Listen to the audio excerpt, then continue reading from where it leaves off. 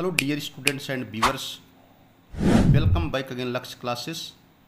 Today we are going to discuss another very important topic, that is the herdmania, external morphology. Herdmania, that is also known as C-squirt. Why it is known as C-squirt? We have already explained before this lecture under the heading of habit and habitat. Today we are going to explain about the external morphology. So before knowing the better information about the external morphology, first of all we have a very clear cut idea about the shape, size and coloration.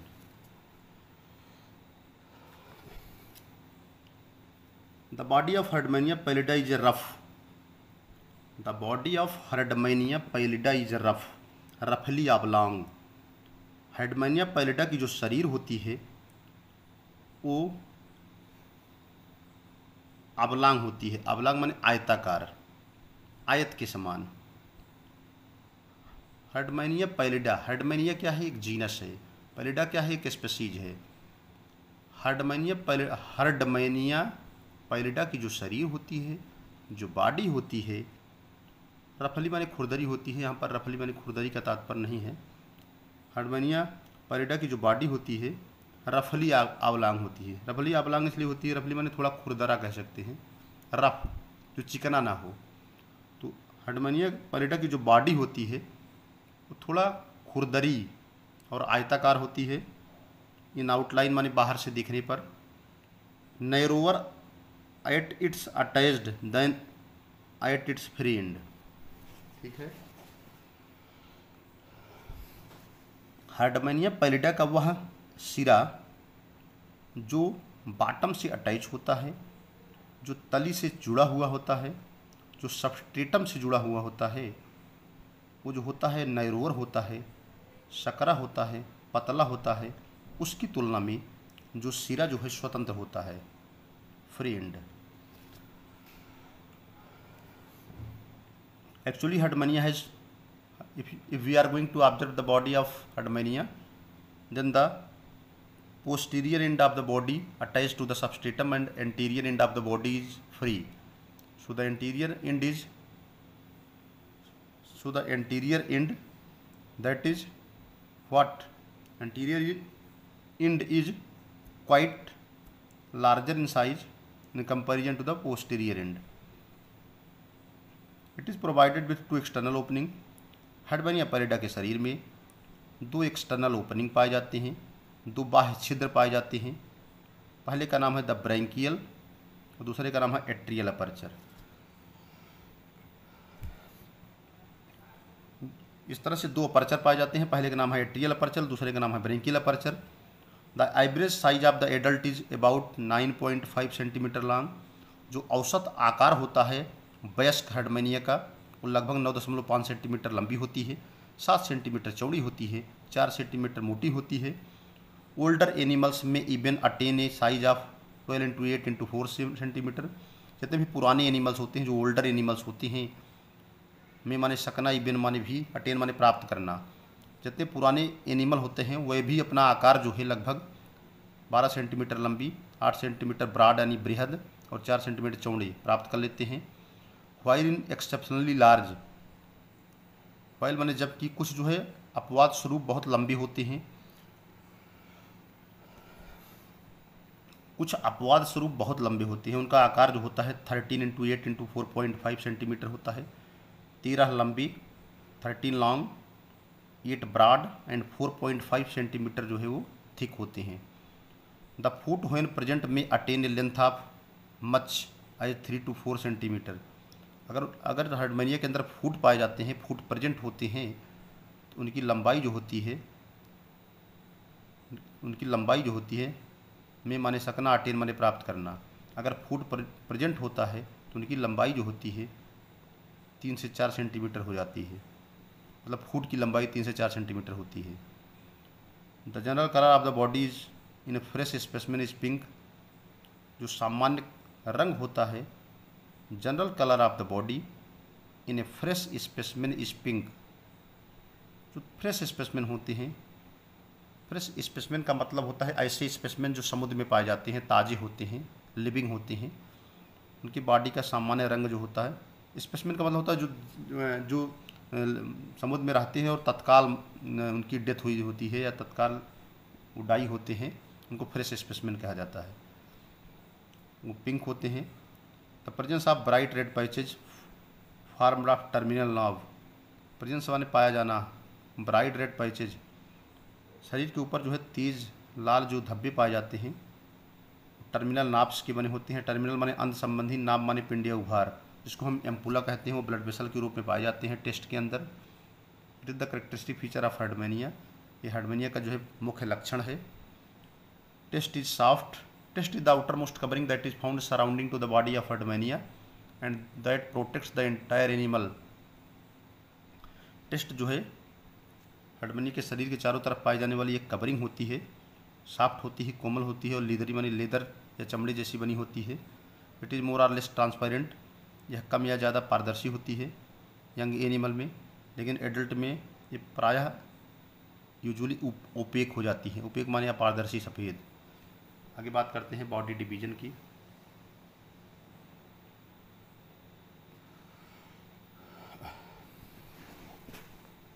We are talking about the division of the body. The body is divided into two parts. हर्डमेनिया की जो पूरी शरीर होती है, हर्डमेनिया की जो body होती है, वो दो पार्ट्स में डिवाइड होती है। पहले पार्ट का नाम है बॉडी प्रॉपर और दूसरे पार्ट का नाम है foot. The body is divided into two parts. Herdmania के शरीर की जो पूरी शरीर होती है वो दो हिस्सों में डिवाइड होती है। पहला है बॉडी प्रॉपर और दूसरा है foot. And the entire animal is covered by the test.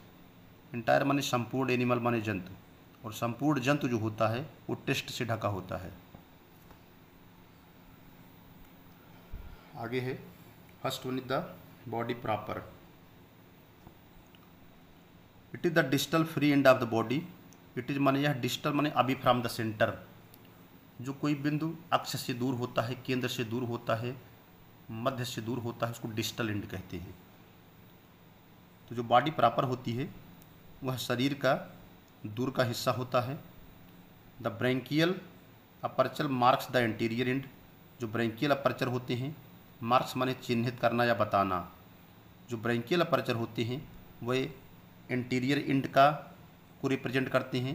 वो ये बताते हैं किस एनिमल का ये एंटीरियर एंड है। कॉन्सिक्वेंटली माने होता है फलस्वरूप। कॉन्सिक्वेंटली का मतलब होता है फलस्वरूप।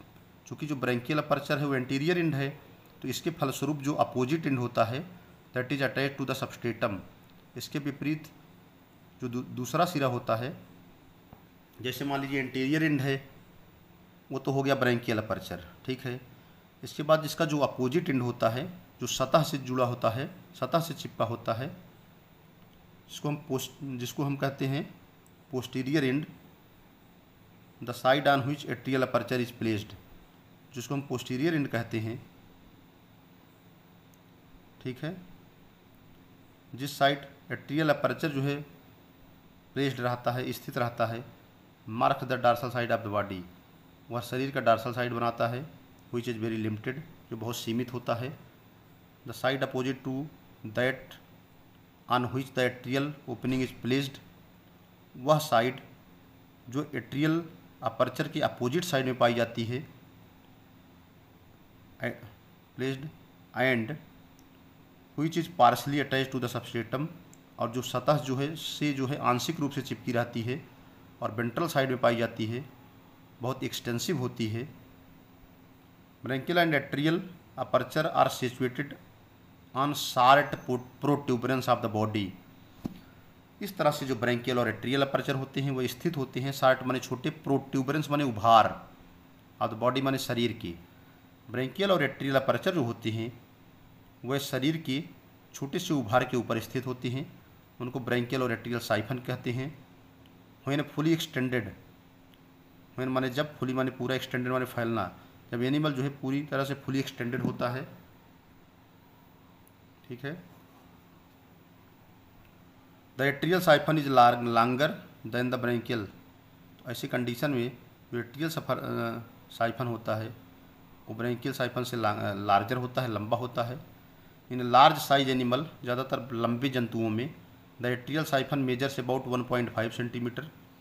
जो एट्रियल साइफन होता है उसकी लंबाई जो है लगभग 1.5 सेंटीमीटर होती है, जबकि ब्रेंकियल साइफन जो होता है केवल 1 सेंटीमीटर लंबाई का होता है। Atrial siphon is almost always directed upwards. Atrial siphon जो होता है उसकी जो दिशा होती है लगभग ऊपर की ओर होती है।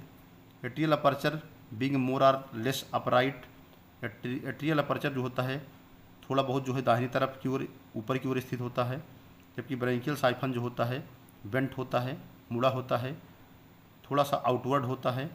और ब्रेंकियल अपर्चर जो होता है मोर और लेस लेटरली होता है, थोड़ा और कम जो है बगल में स्थित होता है। Always directed away from the atrial aperture, और उसकी दिशा जो होती है एट्रियल अपर्चर से दूर होती है। The average diameter of the branchial aperture, जो औसत डायमीटर होता है ब्रेंकियल अपर्चर का, व्हेन फुली एक्सपेंडेड, जब पूरी तरह से फैला होता है तो जो औसत डायमीटर होता है ब्रेंकियल अपर्चर का वो 2 सेंटीमीटर का होता है, जबकि एट्रियल अपर्चर का होता है 1.2 centimetre.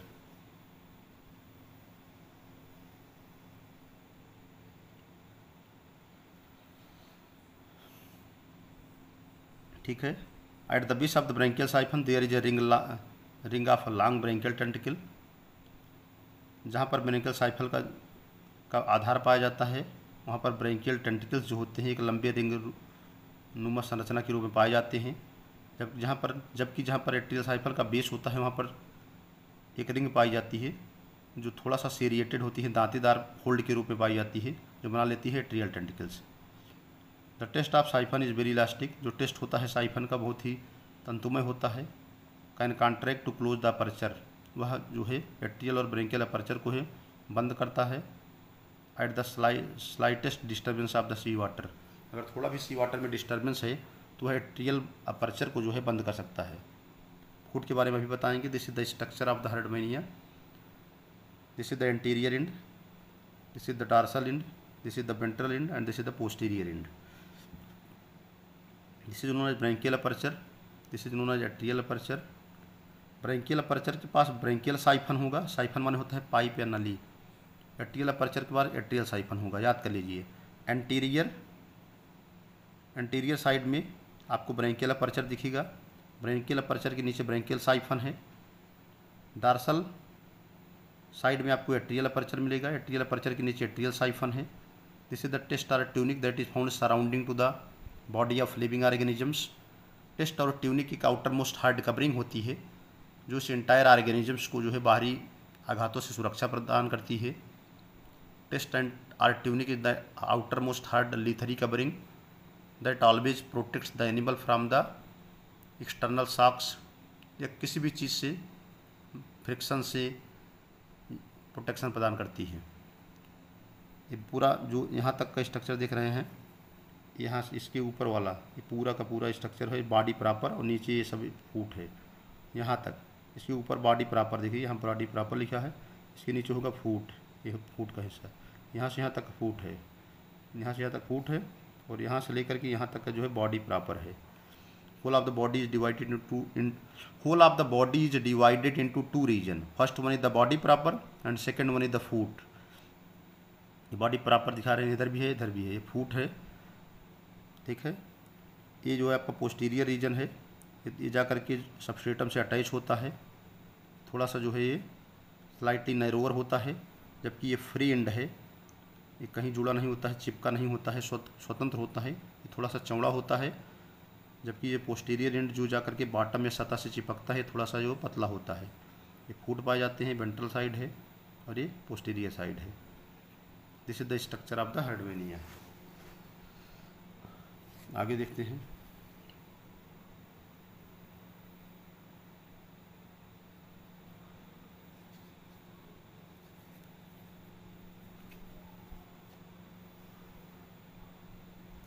This is the structure of the hardmania. At the anterior side, we can observe the branchial aperture. Branchial aperture is correlated with the branchial siphon, and it is the posterior side where you can observe the foot, and this is the posterior side which is quite narrower in size.